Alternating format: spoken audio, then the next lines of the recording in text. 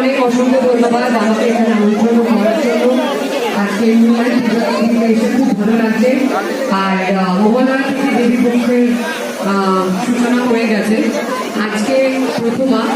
আর এর আগে আমি একটা জায়গায় গেছিলাম, আমি একদম আজকে যেরকম একটা নায়িকা খুব সেজে বুঝে খুব মেকআপ হেয়ার করে আসে, আমি সেইভাবে আসিনি আজকে, একদম সাধারণভাবে এসেছি। কারণ আমি এটাই, মানে যখন আমি শুটিং করি না তখন আমি এইভাবে ভালোবাসি থাকতে। আর তার মধ্যে নিশ্চয়ই অনেকেই এখানে জানো, আর অনেকে হয়তো জানো না যে আমার ছবি বহুরূপী মুক্তি পেতে চলেছে 8 অক্টোবর, মানে 4 দিনের অপেক্ষা। পঞ্চমীর দিন রিলিজ হবে বহু